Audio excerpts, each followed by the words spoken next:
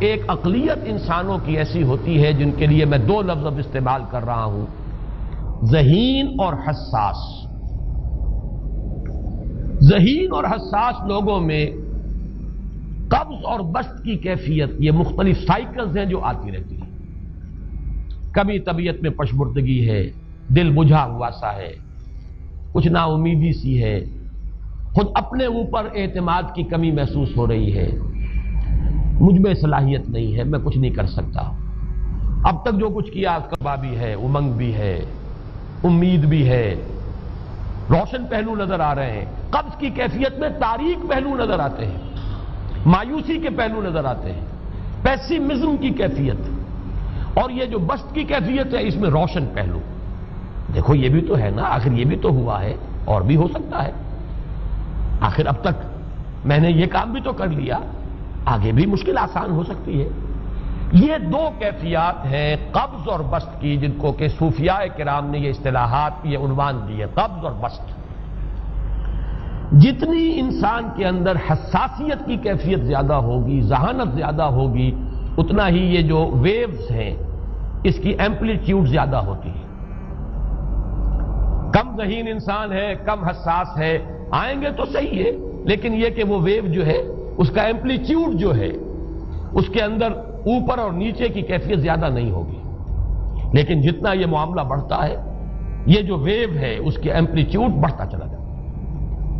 لیکن نارمل انسان کا معاملہ یہ ہے کہ یہ حدود کے اندر رہے، اسی کی ایک کیفیت جو ہے ایب نارمل جب ہو جاتا ہے، یہی ہے جو جدید ہماری جو سائیکولوجیکل میڈیسن ہے اس میں اسے مینیکس ڈپریسو سائیکوسس کہا جاتا ہے۔ مایوسی ہوئی تو اتنی ہوئی کہ جیسے کمر ٹوٹ کر رہ گئی، اور اسی ڈپریشن میں ہوتی ہیں خودکشیاں، خودکشی کر جاتا ہے ڈپریشن۔ کچھ روشن پہلو نظر ہی نہیں آ رہا، کوئی امید کا پہلو نظر ہی نہیں آ رہا، کوئی صورت نظر نہیں آتی، کوئی امید بر نہیں آتی، کس طرف جاؤں، کدھر دیکھوں، کسے آواز دوں، اے ہجوم نامرادی دل بہت گھبرائے ہیں۔ اور جب آدمی محسوس کرتا I can't face these realities، یہ commits suicide۔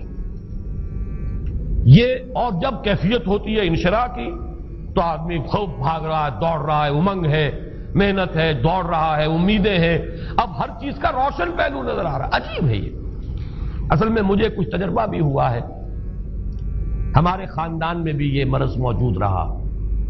میرے والد مرحوم کافی طویل عرصے اس مینیک ڈپریسو سائیکوسس کے مریض رہے۔ کچھ ہوتا ہے یہ معاملہ، ویسے بھی شاید ہمارا خاندان جو ہے اس کیٹیگری میں آتا ہے جس میں ذہانت نسبتاً کچھ زیادہ ہے، حساسیت بھی نسبتاً کچھ زیادہ ہے۔ یہ دوسری بات ہے کہ کوئی شخص جو ہے یہ فلسفے کے طور پر اختیار کر لے کہ اپنے آپ کو ڈھیٹ بنا لینا ہے، یہ فلسفہ بھی بن سکتا ہے، لیکن یہ ہے کہ اگر آدمی چھوڑ دے اپنی طبیعت کو تو یہ دونوں کیفیات آتی ہیں۔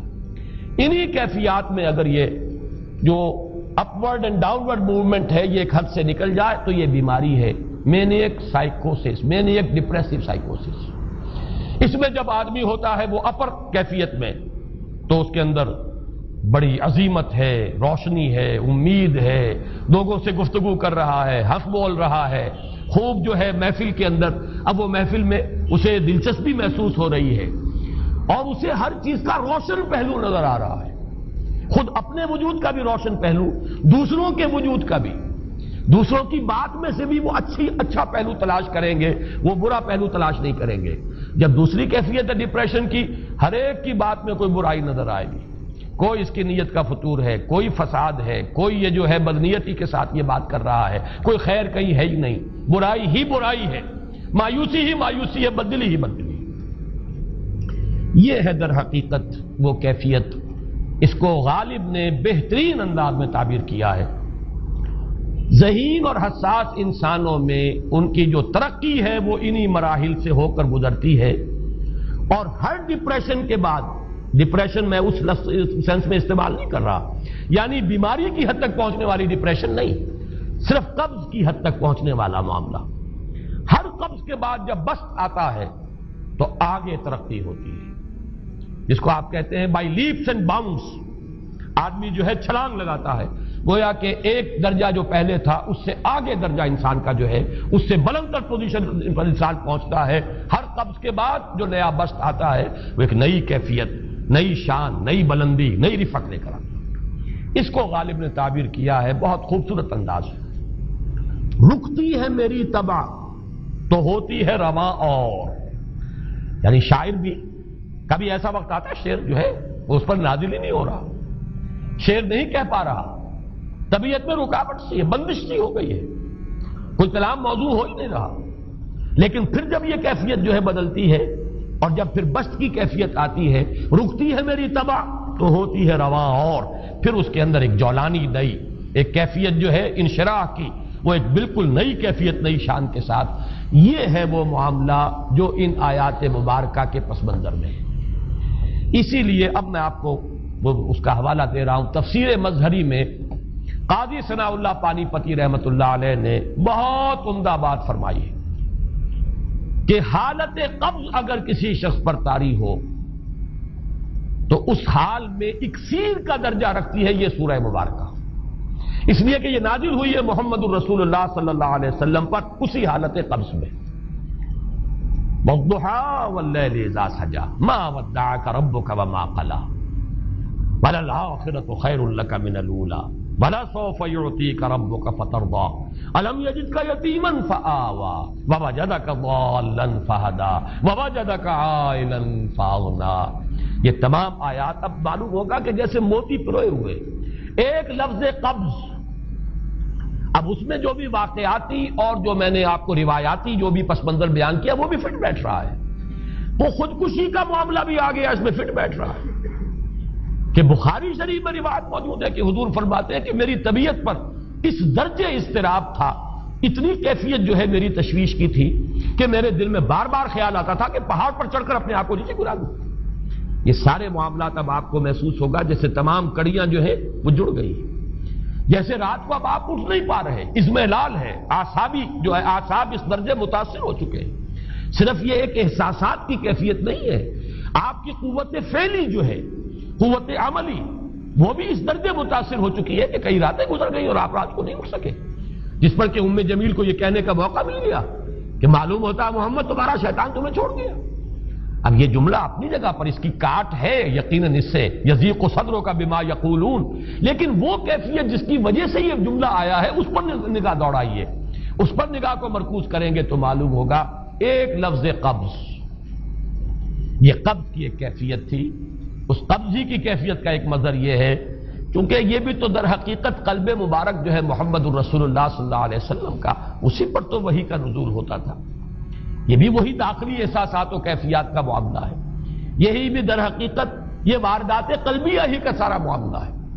اس کو آپ خارج سے تعبیر نہیں کر سکتے. نہ ابھی کوئی ایسے مصائب تھے، نہ ایسی کوئی مشکلات تھیں، نہ ابھی کوئی رد و قضا ایسی شروع ہوئی، نہ ابھی کوئی بحث و نزاع کا معاملہ ایسا ہوا، نہ کوئی ابھی کوئی فزیکل پرسیکیوشن شروع ہوئی. یہ سب داخلی ہی کیفیات ہیں اور ان داخلی کیفیات کے حوالے سے ان سورہ مبارکہ کو اگر صحیح سمجھا ہے تو صوفیہ نے سمجھا. وہ جو اقبال کا شعر ہے کہ کچھ جو سمجھا میرے شکوے کو تو رضواں سمجھا، مجھ کو جنت سے نکالا ہوا انسان سمجھا. اور کون سمجھے گا؟ وہ تو سمجھے گا کہ دکھے ہوئے وہ دل کی صدا ہے. وہ کیا ہے جو اقبال کی وہ ایک نظم ہے پرندے کی فریاد، گانا اسے سمجھ کر خوش ہونا سننے والے. یہ تو در حقیقت ایک دکھے ہوئے دل کی صدا فریاد، یہ صدا ہے. تو یہ کیفیت جو ہے رضوان سمجھ سکا ہے جو کہ داروغہ جنت ہے، اس نے سمجھا یہ وہی آدم جو نکالا گیا تھا یہاں سے، یہ اس کی فریاد ہے. کچھ جو سمجھا میرے شکوے کو تو رضواں سمجھا، مجھ کو جنت سے نکالا ہوا انسان سمجھا. تو واقعہ یہ ہے کہ اس سورہ مبارکہ کا صحیح فہم اگر حاصل ہوا ہے وہ امام راضی کو حاصل ہو ہی نہیں سکتا. وہ عقل اور منطق کی گتھیاں سلجھانے والے آدمی ہیں، اپنی جگہ ان کی کنٹریبیوشن بہت. یہ لغت اور ادب کا کوئی خاص مسئلہ اس میں ہے ہی نہیں کہ زمخشری اس میں کوئی جولانی دکھائیں اپنی، اس میں کوئی ایسا اشکال ہے ہی نہیں، نحوی اشکال ہی نہیں. لیکن یہ واردات قلبیہ کا معاملہ ہے، احساسات باطنی کا معاملہ ہے، یہ نفسیات انسانی کا معاملہ ہے. اور اس کو وہی سمجھ سکتے ہیں کہ جو ماہرین علم نفس ہیں، اور وہ ہیں صوفیاء کرام ہمارے ہاں، جن کا وہ ذوق ہے باطنی کیفیات و احساسات، جن کا موضوع ہے کہ یہ در حقیقت حالت قبض کی کیفیت ہے.